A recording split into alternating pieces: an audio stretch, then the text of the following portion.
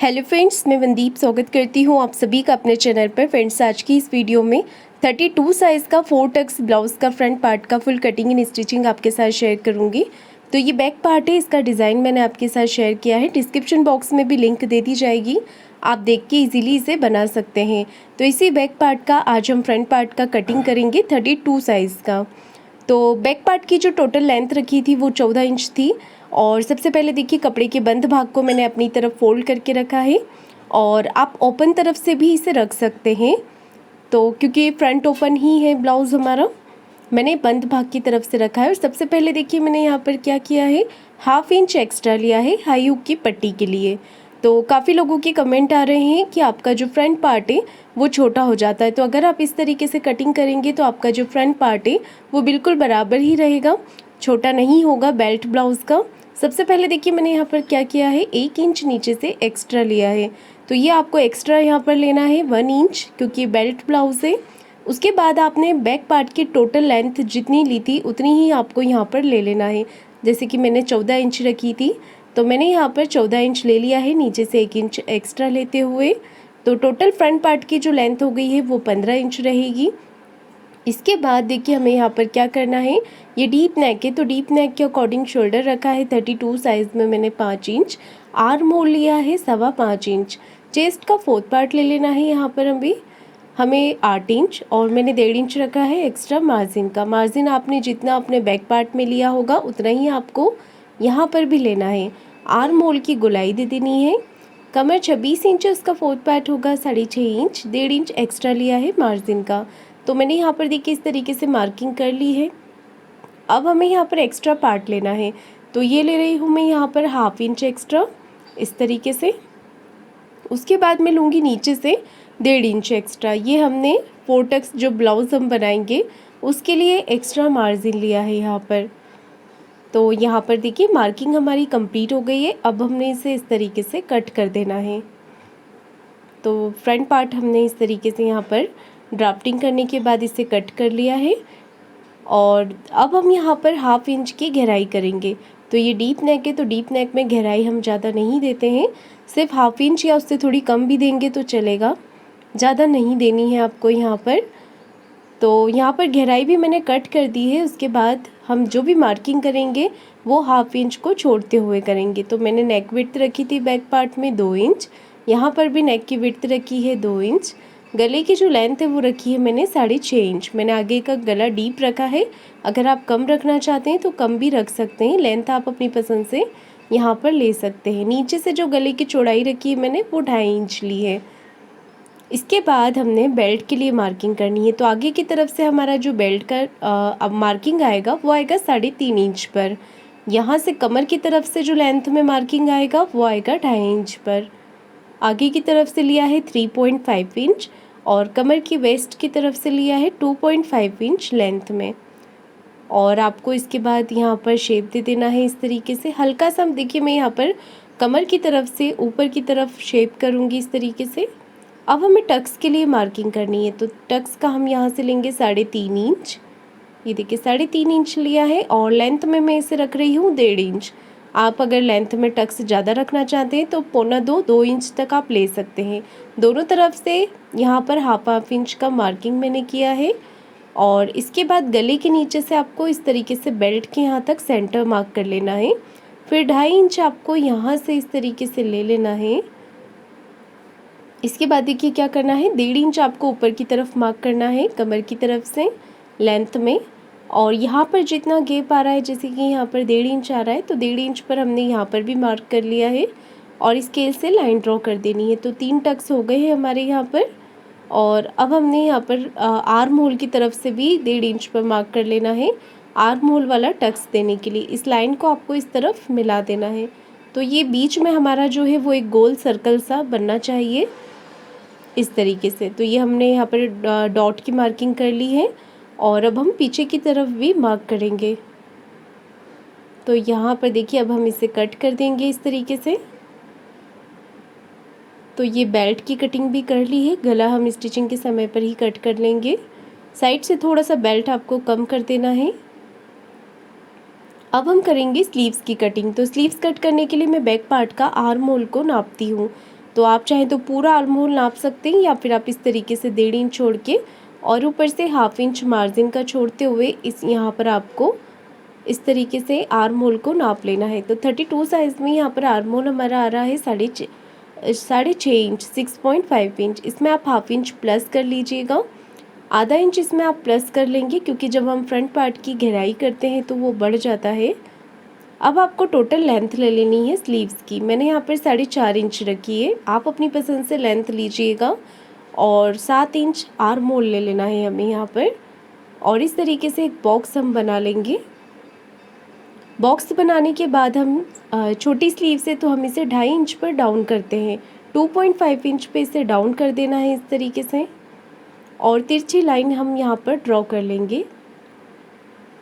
तिरछी line draw करने के बाद हम स्लीव्स का शेप यहाँ पर ड्रॉ कर लेंगे इस तरीके से।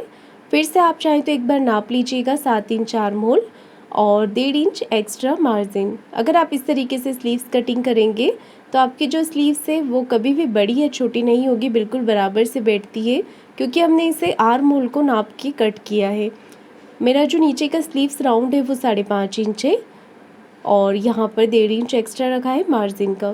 मार्जिन आप जितना ब्लाउज़ में लेते हैं उतना ही आपको स्लीव्स में भी लेना है।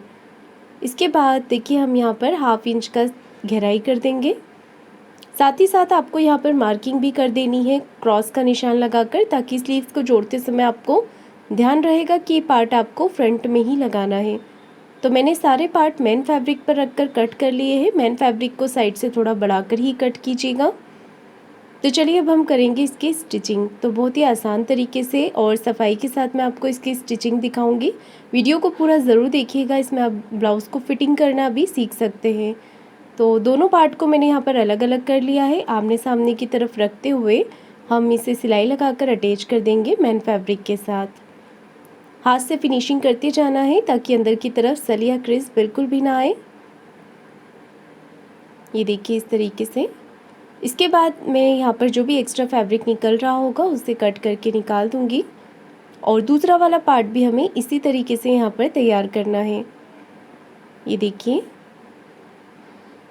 दोनों पार्ट इसी तरीके से तैयार कर लेंगे, और अब आपको क्या करना है, एक एक रफ स्टिच लगा देनी है यहाँ पर इस तरीके से। इससे ये होता है कि जब हम प्लेट्स डालते हैं तो हमारी प्लेट्स काफ़ी अच्छी आती है। मेन फैब्रिक और अस्तर का कपड़ा जो है वो साथ में चिपक जाता है, नहीं तो कई बार ऐसा होता है कि सिर्फ अस्तर पे प्लेट्स आ जाती हैं और मेन फैब्रिक अंदर से छूट जाता है। तो इस तरीके से आप प्लेट्स डालेंगे तो आपकी जो प्लेट्स है वो अच्छे से यहाँ पर आएगी। देखिए आगे की तरफ से सिलाई आपको थोड़ी सी ज़्यादा लेते हुए उतारते समय सिलाई को थोड़ा कम कर देना है। इस तरीके से हम यहाँ पर प्लेट्स डालते हैं। सेम इसी तरीके से आपको दूसरे पार्ट की भी प्लेट्स डाल देनी है। आप देख सकते हैं काफ़ी अच्छा उठाव इस ब्लाउज़ में आया है। अब मैं दूसरा पार्ट भी तैयार कर लूँगी। दोनों पार्ट को साइड में रखेंगे अब, और इसके बाद हम बेल्ट को तैयार करेंगे। तो बेल्ट को आपको इस तरीके से बीच में से ओपन करके यहाँ पर इस तरीके से रख लेना है। अब इसे भी हम चारों तरफ से सिलाई लगाकर इसका एक्स्ट्रा फैब्रिक कट करके निकालेंगे।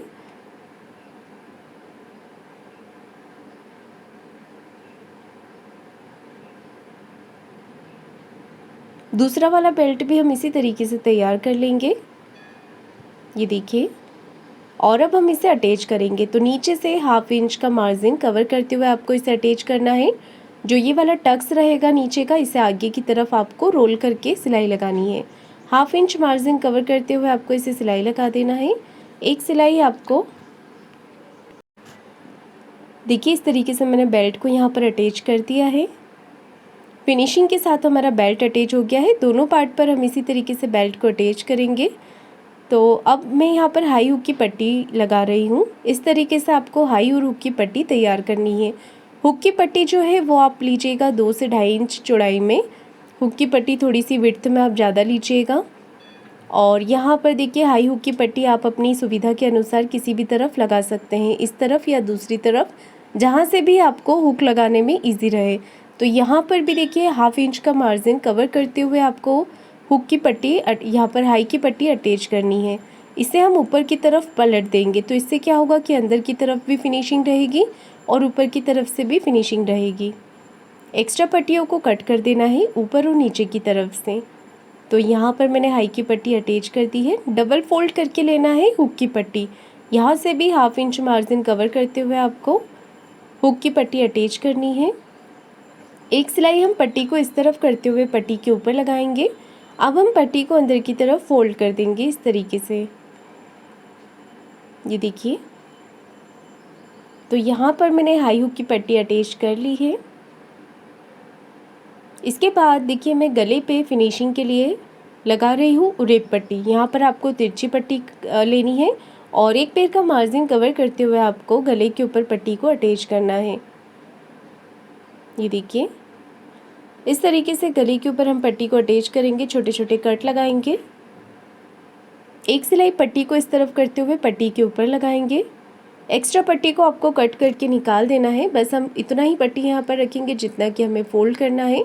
छोटा छोटा कट आप लगा सकते हैं, ये इससे हमें पट्टी को पलटने में ईजी रहता है। अब हम फिनिशिंग के साथ पट्टी को पलटते हुए इस तरीके से सिलाई लगा लेंगे। तो देखिए, यहाँ पर हमारा जो गला है वो फिनिशिंग के साथ रेडी हो गया है। दोनों गले बनाने के बाद आपको इसे बराबर करते हुए चेक करना है, कहीं से कोई पार्ट आपका बड़ा छोटा तो नहीं हो रहा है तो कट करके आप इसे बराबर कर सकते हैं। कटिंग आपको नीचे से करनी है।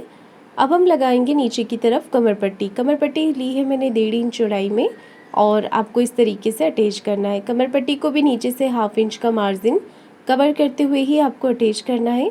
मार्जिन आप जितना लेते हैं उतना आपको सिलाई में इसे कवर करना होता है, नहीं तो आपका जो पार्ट है वो बड़ा छोटा हो जाता है। दोनों तरफ मैंने कमर पट्टी अटैच कर दी है। अब आपको स्लीव्स तैयार कर लेना है। स्लीव्स सिंपल हम इसी तरीके से तैयार करते हैं, अस्तर वाली की सिलाई लगाकर हम इसे पलट देते हैं। साइड से सिलाई लगाकर इसे कंप्लीट कर लीजिए इस तरीके से और एक्स्ट्रा फैब्रिक को कट कर देना है। ये एक्स्ट्रा फैब्रिक कट करने के बाद आपको इसे इस तरीके से फोल्ड करना होता है और चेक करना होता है। अगर कोई पार्ट बड़ा छोटा हो रहा है तो कट करके आप बराबर करें और सेंटर में कट एक बार फिर से लगाइएगा। अब हम करेंगे यहाँ पर शोल्डर को जॉइंट। तो आगे जो गला रहता है हमारा, वहाँ से आपको पार्ट को बिल्कुल बराबर से रखना है, वहाँ से आगे पीछे नहीं होना चाहिए। तो यहाँ से हम बिल्कुल इसे बराबर से करेंगे और 1/2 इंच मार्जिन कवर करते हुए यहाँ पर डबल सिलाई लगाएंगे। एक एक कॉर्नर की सिलाई और लगा लीजिएगा, धागे नहीं निकलेंगे इस तरीके से। तो मैंने यहाँ पर शोल्डर को जॉइंट कर दिया है। अब आप यहाँ पर बैक पार्ट का कीजिएगा सेंटर मार्किंग एक्स्ट्रा फैब्रिक को कट करने के लिए। यहाँ पर हम रखेंगे फ्रंट पार्ट को और आप चाहे पिन लगा सकते हैं यहाँ पर। इसके बाद हाथ से इसे इस तरीके से अच्छे से रखना है और चेक करना है, कहीं से कोई पार्ट बड़ा छोटा हो रहा है तो कट करके बराबर कीजिएगा। आर्म होल्स तरफ से भी इसे हल्का सा आप छाट सकते हैं बराबर करने के लिए। अब हमें दूसरी तरफ भी इसी तरीके से कर लेना है। अब हम सेंटर से स्लीव्स को जॉइंट करेंगे। तो यहाँ पर देखिए, इस तरीके से 1/2 इंच मार्जिन कवर करते हुए सेंटर से स्लीव्स को जॉइंट करना है। सेम इसी तरीके से हम दूसरी तरफ से भी सेंटर से स्लीव्स को जॉइंट करेंगे और इस पर डबल सिलाई लगाएंगे। दूसरी तरफ का भी पार्ट आपको इसी तरीके से जॉइंट करना है स्लीव्स का। अब हमें सेंटर से सेंटर मिलाते हुए इस तरीके से ब्लाउज़ की सीधी तरफ एक सिलाई लगानी है। ये सिलाई हमारी अंदर की तरफ चली जाती है और इसके बाद इसका एक्स्ट्रा फैब्रिक कट करके निकाल देना है। अब हम अपने ब्लाउज़ को उल्टा करेंगे मेन फिटिंग लगाने के लिए।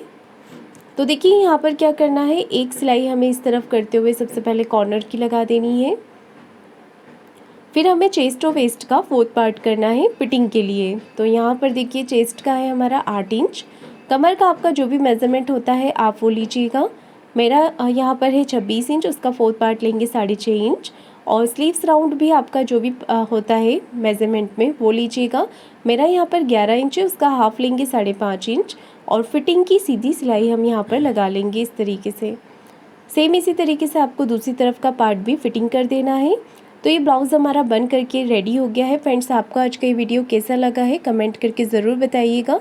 वीडियो को लाइक शेयर ज़रूर कीजिएगा और चैनल को सब्सक्राइब ज़रूर करें। धन्यवाद।